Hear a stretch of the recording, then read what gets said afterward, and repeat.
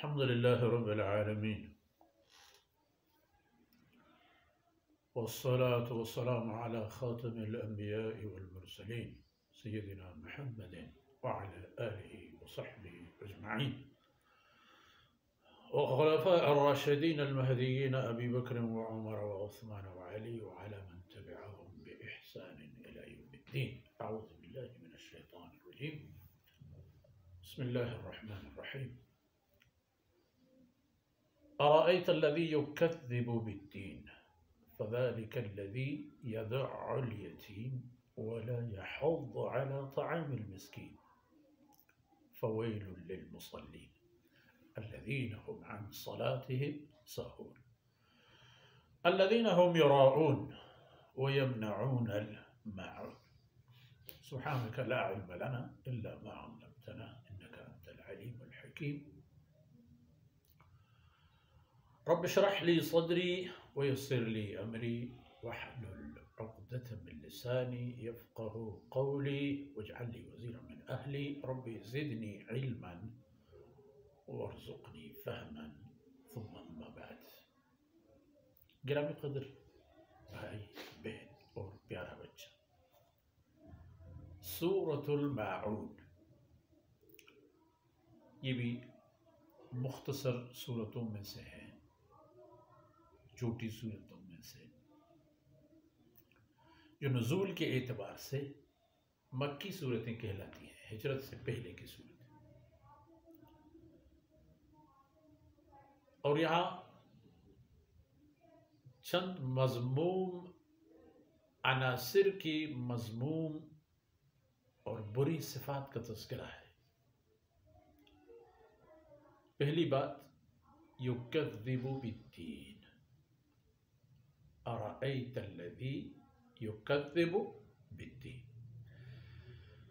اے پیغمبر، آپ نے اس شخص کو دیکھا جو قیامت کی تکذیب کر رہا تھا، جس کا عقیدہ ہے کہ قیامت تو ہوگی ہی نہیں،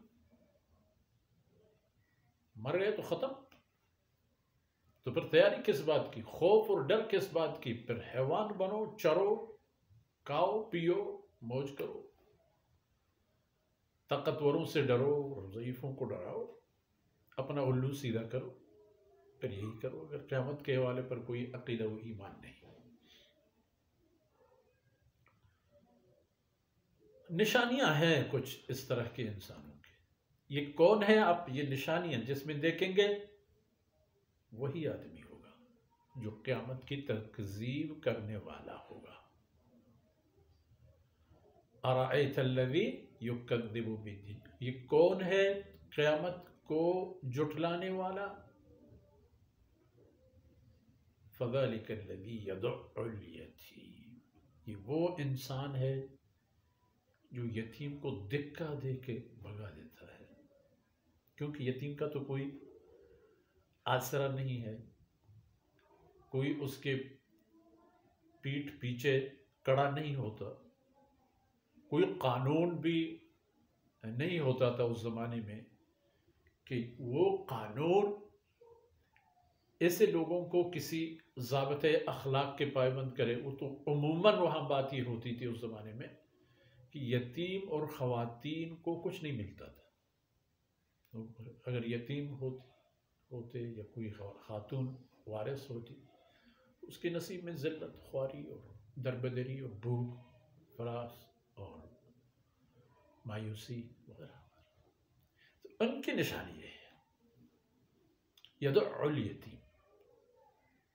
یتیم کو تو بالکل سرے سے وہ حساب میں نہیں لاتے. محنت مشقت تو یتیم سے لے لیتے ہیں، لیکن کھانا پینا اور بہترین خدمت اپنے بچوں کی کرتے ہیں. یہ ان کی ایک نشانی. اور اسی طرح خواتین کے لیے بھی ان کے پاس کچھ نہیں ہے. یدع الیتیم. اور سب سے بڑھ کر بری بات ولا یحض علی طعام المسکین، اپنے آپ کو غیرت کا ٹکڑا کہتا ہے. قریش وادی مکہ کا سردار اور نوابزادہ نام پر تو کیا سے کیا نہیں کرتا، لیکن غریب اور بیچارے قسم کے لوگوں کو، ان میں سے بہت سارے لوگ ایسے ہیں کہ ان کے پاس غریب اور مسکین کے لیے کچھ بھی نہیں. ولا یحض علی طعام المسکین. مسکین کو کھلانے پلانے اور ان کی خدمت کے لیے خود بھی کچھ نہیں کرتا اور کسی کو بتاتا بھی نہیں. کسی سے کہتا نہیں یار ایک بیچارہ آدمی آیا ہے بستی میں محلے میں، اس کی دیکھ بھال کرو، کھلاؤ پلاؤ، معذور آدمی ہے، آنکھوں سے معذور ہے یا جسمانی کوئی اور نقص کی وجہ سے اپنی محنت سے کاپی نہیں سکتا، گزارا نہیں ہو سکتا، تو وہ پھر اس کو نظر انداز کر دیتے ہیں. کہیں کسی کونے قدرے میں پڑا ہوا زندگی کے لمحات گن لے، جیے یا مرے اس کی نصیب. یہ ان کی نشانیاں ہیں. وہ اپنی جگہ وہ لوگ یا اسی طرح کے اور لوگ، ان کی ایک حالت پر یہ ہوگی کہ فویل للمصلی، ایسے نماز پڑھنے والوں کے لیے جہنم ہے. ویل جہنم کا ایک نام بھی ہے. ویسے ویل کے معنی تباہی، اب جہنم سے بڑھ کر اور کیا تباہی ہو سکتی ہے، نعوذ باللہ. اب مصلین ہوتے ہوئے بھی ان کے لیے تباہی. کیوں؟ الذین هم عن صلاتهم ساہون. اور اس طرح کے جو لوگ تھے وہ مدینہ منورہ میں تشریف آوری کے بعد ان کی تعداد بڑھ گئی. منافقین کی یہی ہوتی رہو، یہی عادت بن گئی ان کی، مجبور تھے کہ نماز میں شریک رہیں. ان حضرت صلی اللہ علیہ وسلم کو اللہ رب العزت نے ان کے بارے میں جت حد تک خبر دی تھی تو آپ جانتے تھے، مگر عامت الناس نہیں جان رہے تھے. اور آپ صلی اللہ علیہ وسلم ان کے پردہ پوشی فرما رہے تھے کہ اب یا تب اللہ تعالیٰ ان کو ایمان کی توفیق دے. خیر، ساہون نماز کو غیر اہم قرار دینے والا نمازی پڑھتا تو ہے، کیسے پڑھتا ہے؟ پہلی فطر اس کی نیت میں ہے. پڑھ لی تو کوئی ثواب کا ارادہ نہیں، کوئی ثواب کی نیت نہیں. نہیں پڑھ لی تو کوئی عذاب کا خوف نہیں. کیا کیا میں نے؟ نماز تو نہیں پڑھی، کوئی اور کام تو میں نے نہیں کیا. یہ ان کی حالت ہوگی.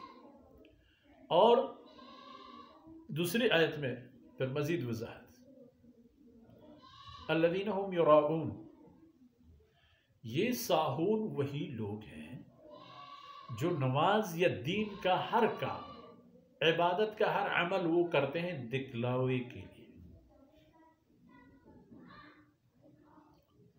کسی نے دیکھ لی تو کر لیتے ہیں، نہیں دیکھ لی تو نہیں کرتے.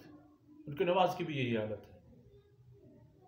فرض کیجئے آپ صلی اللہ علیہ وسلم کی معیت میں انہوں نے آ کر کے نماز تو لے لی، مگر آخری رکعت تھی. انہیں اندازہ ہو گیا کہ کوئی اور ہمیں نہیں دیکھ رہا ہے، کسی نے ہمیں نہیں دیکھا کہ ہم کب آئے اور شریک ہوئے. اسی ایک رکعت پر سلام پھیر دی اور اپنے آپ کو نمازیوں میں شامل کر دیا.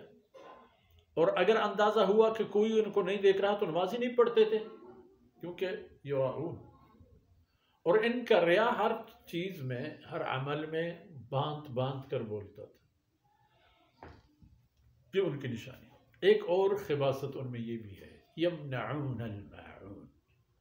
وہ معمولی چیز جو ہوتے ہیں ایک دوسرے کے استعمال کے، آپ کے پاس ہے میرے پاس نہیں ہے، میرے پاس ہے آپ کے پاس نہیں، عاریتاً لے لی جاتی ہے. جیسے کوئی دیگ، کوئی کدال، بیلچا، کوئی چھری، آری، اس طرح کے روزمرہ کے استعمال کی چیزیں. نہیں دوں گا، نہیں ہے میرے پاس، جاؤ فلاں. یمنعون الماعون، معمولی چیزیں ہیں، حالانکہ ان کے دینے سے کتنا بڑا ثواب، کتنا بڑا اجر. اللہ کے ہاں کوئی چیز ضائع بے کار نہیں جاتی. جب ایک کھجور کا دانہ آپ کے لیے اگا چھگا کر کوہ احد کی بمقدار بنا کے آپ کو دیا جائے گا، تو آپ اپنے وسائل استعمال اپنے کسی مسلمان بھائی کو عاریتاً دے دیتے ہیں، دن دو دن میں وہ دوبارہ واپس کر لیتا ہے. اس کا کیا، اس میں حرج کیا ہے، نقصان کیا ہے؟ اور اگر دیکھا جائے تو فائدہ کتنا بڑا. فرمایا ایسے لوگوں کی انجام یہی ہے، فویل للمصلی، ان کے لیے تباہی ہے، ان کے لیے تباہی ہے. ان کو ان اعمال سے بھی کچھ نہیں ملے گا اور ان کے لیے اللہ کے بارگاہ میں کچھ بھی نہیں، تباہی اور خسارہ کے بغیر. ان کلمات پر ہماری معروضات اختتام پذیر ہوتی ہیں۔ اللہ رب العزت اپنے فضل و کرم سے ہمیں سچے پکے خالص مخلص مسلمان بنا دے، اور ہماری سعی و کوشش یہی ہو کہ ہم اللہ کے بندوں کے کام آئیں اور اللہ رب العزت کے رضا کے رستوں پر چلیں اور چلانے والے بن جائیں، تاکہ دنیا میں سرخرو ہو جائیں اور آخرت میں ہمارے لیے بڑی سعادتیں تیار ہو جائیں۔ وصلی اللہ علی نبینا محمد وعلی آلہ وصحبہ اجمعین۔